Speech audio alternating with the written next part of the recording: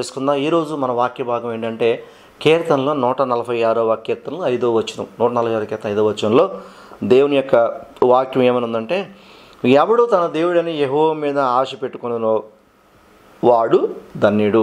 హల్లెలూయా. ఎవడండి? మనుషుల మీద ఆశ పెట్టుకునేవాడు కాదు, బంధువుల మీద ఆశ పెట్టుకునేవాడు కాదు, పిల్లల మీద ఆశ పెట్టుకునేవాడు కాదు. దేవుడి మీద, ఏ దేవుడి మీద? యెహోవా నామం గల సర్వశక్తి గల దేవుడి మీద ఎవరైతే ఆశ పెట్టుకుంటారో వారందరూ కూడా ధన్యులు అని చెప్పేసి దేవుని యొక్క వాక్యం సెలవిస్తుంది. కాబట్టి ఉదయకాల సమయంలో మనం మన జీవితాలకి దేవుడిని నమ్ముకుని ఉన్నాం కాబట్టి దేవుడి యందు ఆసక్తి కలిగి దేవుని యొక్క సన్నిధిలో దేవుని నామం పేట ఆయన మీద ఆశ పెట్టుకుంటే ఖచ్చితంగా మనం ధన్యులు, అందులో ఏమాత్రం కూడా సందేహం లేదు. కీర్తనల గ్రంథము 84వ కీర్తన 12వ భాగంలో ఏమని రాయబడుతుందంటే, 84వ కీర్తన 12వ భాగంలో దేవుని యొక్క వాక్యం ఏమని రాయబడుతుందంటే, సైన్యులకు అధిపతి యెహోవా నీ యందు నమ్మకించు వారు ధన్యులు. ఏమండి? సైన్యములకు అధిపతి దేవుడు అంటే ఈ లోకంలో ఉన్న ప్రతి సైన్యానికి ఆయన అధిపతి, సర్వసృష్టికి ఆయన అధికారం కలిగినవాడు. సైన్యములకు అధిపతి యెహోవా నీ యందు నమ్మకించువారు ధన్యులు. ఎవరైతే భూమికి ఆకాశానికి అధికారి అయినటువంటి దేవుని యందు నమ్మకించుతారో వారందరూ ధన్యులు అని చెప్పేసి దేవుని యొక్క వాక్యం సెలవిస్తుంది. దేవుని నామానికి మహిమ కలుగును గాక.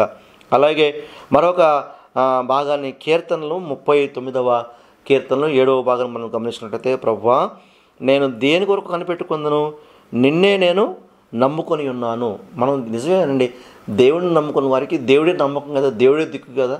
మరి ఇంకెవరు దిక్కు ఉండాలి మనకి? మన జీవితాల్లో ఈ విశ్వాస జీవితాన్ని కొనసాగించాలంటే, ఈ భక్తిని కొనసాగించాలంటే కేవలం దేవుని కనుక నమ్ముకున్నట్లయితే, దేవుని కొరకు కనిపెట్టుకున్నట్లయితే పిల్లరా మనం ఎంతైనా ధన్యులు అని చెప్పేసి వాక్యం వస్తుంది. కీర్తనకారుడు ఉన్నాడు, ప్రభువా నేను దేని కొరకు కనిపెట్టుకుందును, నిన్నే నేను నమ్ముకొని ఉన్నాను. ఇంకా దేవుడిని నమ్ముకున్న తర్వాత ఇంకెవరి కోసం చూడాలి, ఎవరి కొరకు ఆశపడాలి, ఎవరి మీద ఆశ పెట్టుకోవాలి, ఎవరి వైపు తిరగాలి, ఎవరి మీద ఆధారపడాలి, ఎవరిని ఆధారం చేసుకోవాలి, ఎవరిని ఆశ్రయించాలి అంత అవసరం లేదు కదా. ఎందుకంటే అన్నిటికీ ఆధారభూతమైనటువంటి దేవుడినే కదా మనం ఎరిగి ఉన్నాం, దేవుడి మీద కదా మనం ఆశ పెట్టుకుని ఉన్నాం. కాబట్టి వాక్యం ఈరోజు ఉదయకాల ఈ వాక్యం అంటే మన జీవితాల్లో ఈ వాక్యం నెరవేరును గాక. ఏ వాక్యం అండి? ఎవడు తన దేవుడని యెహోవా మీద ఆశ పెట్టుకునో వాడు ధన్యుడు. అంటే పర్ఫెక్ట్ మ్యాన్, అంటే నువ్వు దీవించబడిన వాడివి. ఇంకా ధన్యుడు అని అంటే దీవించబడిన వాడివి, మేలు పొందుకుని వాడు అనమాట.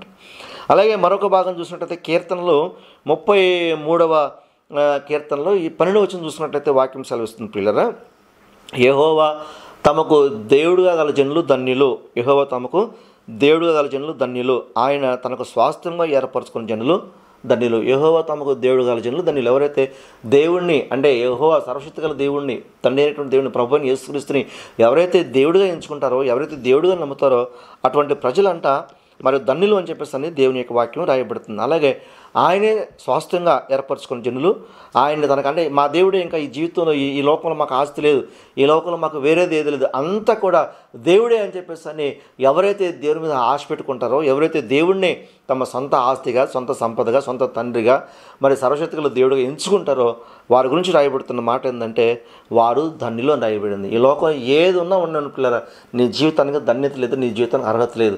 నీ జీవితానికి ధన్యత కావాలంటే, నీ జీవితానికి అర్హత కావాలంటే ఒకటి ఏంటంటే పిల్లరా, నువ్వు దీవించబడాలి, నువ్వు ఆశ్రయించబడాలి, నువ్వు గొప్పవాడిగా ఉండాలంటే ఒకటి కారణం ఏంటంటే అదేంటంటే నీవు దేవుడని యెహోవా మీద ఆశ పెట్టుకోవాలి. ఆ ఆశను దేవుడు తీరుస్తాడు. దేవుడి యొక్క వాక్యం ఏమని సెలవిస్తుంది తెలుసా? ఆశగల ప్రాణాన్ని ఆయన తీర్చి ఉన్నాడు అని రాయబడిందండి. ఖచ్చితంగా ఏ దేవుడి మీద ఆశ పెట్టుకుంటావో ఆ దేవుడు నీకు సహాయం చేయను గాక, ఆ దేవుడు నిన్ను బలపరచును గాక. ఒకసారి మరి ఇర్మియా గ్రంథం చూసినట్టయితే పిల్లలు, ఇర్మియా గ్రంథంలో నుంచి దేవుని యొక్క వాక్యాన్ని ధ్యానం చేసుకున్న ఇర్మియా గ్రంథము 17వ అధ్యాయము 7-8 వచనం చూసినట్లయితే, ఇర్మియా గ్రంథము 17వ అధ్యాయము 7-8 వచనం చూసినట్లయితే, యెహోవాను నమ్ముకుని వారు ధన్యులు, యెహోవా వానికి ఆశ్రయంగా ఉండును. అంటే దేవుడిని నమ్ముకుని వారు ధన్యులు, వాడికి దేవుడు ఆశ్రయంగా ఉంటాడని దేవుని యొక్క వాక్యం సెలవుస్తుంది. అలాగే మరొక మాట చూసినట్లయితే, అలాంటి వాడు ఎలా ఉంటాడని చూసినట్లయితే చాలా శ్రేష్టమైన మాట, ప్రత్యేకమైన మాట పిల్లలు. ఎవరు? యెహోవాని దేవుడుగా నమ్ముకున్న వారు ఎలా ఉంటారంటే, వాడు జలముల యొద్ద నాటబడిన చెట్టు వలె ఉండును. అంటే జలముల యొద్ద నాటబడిన చెట్టు వలె ఉంటాడు. అది కాలువలు ఎవరన్నా దాని వేళ్ళు తన్నును, చెట్టు వెట్ట కలిగినను దానికి భయపడదు. వేడి వచ్చినా కానీ అది భయపడదంట. వేడి వచ్చినా కానీ భయపడాల్సిన అవసరం లేదంట. ఎందుకని? అది ఎక్కడ ఉంటుందంట? కాలువలో ఎవరన్నా దాని వేళ్ళు తన్ను, వెట్టకలను దానికి భయపడదు. దాని ఆకులు పచ్చగా ఉండును. ఏది? ఆ దేవుడిని భయభక్తులు కలిగేవాడు అనమాట. దాని ఆకులు పచ్చగా ఉండును. అలాగే వర్షం సంవత్సరమున చింతనందదు, కాపు మానదు. హల్లెలూయా. వర్షం లేకపోతే దానికి చింత లేదు, అలాగని వర్షం లేదు కానీ కాపు మానకుండా కాపు కాయకుండా ఉండదు. ఎవరు? యెహోవాయందు నమ్మిక కలిగి వారి యొక్క జీవితం గురించి దేవుని యొక్క వాక్యం రాయబడుతుంది. వాడంట కాలువల అర్థం నాటబడిన చెట్టులాగా ఉంటాడు. స్తోత్రం కలిగి నువ్వు ఎండ వచ్చినా వర్షం లేకపోయినా ఏం భయం లేదు, ఎందుకంటే చింత లేకుండా కాపు మానకుండా చక్కని కాపు కాసి ఫలమిస్తారన్నమాట. యెహోవాని దేవుడు గల జనులు యెహోవాను నమ్ముకుని వాడు అలాంటి వాడినని, యెహోవా వానికి ఆశ్రయంగా ఉండని చెప్పేసి దేవుని యొక్క వాక్యం సెలవిస్తుంది. కాబట్టి ఉదయకాల సమయంలో దేవుడిని యెహోవా మీద ఎవడైతే ఆశ పెట్టుకుంటాడో వాడు బహుగా ఫలిస్తాడు. వాడు చింత ఉండదు, వాడి దుఃఖం ఉండదు, వానికి బాధ ఉండదు. వారి జీవితాల్లో ఫలించబడతాయి, వారి జీవితాలు దీవించబడతాయి, వారి జీవితాలు ఆశీర్వదించబడతాయి.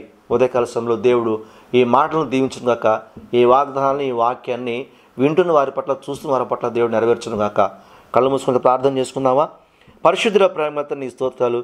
ఎవడు తన దేవుడని యెహోవా మీద ఆశ పెట్టుకున్నవాడు ధన్యుడని వాక్యం సెలవిస్తుంది.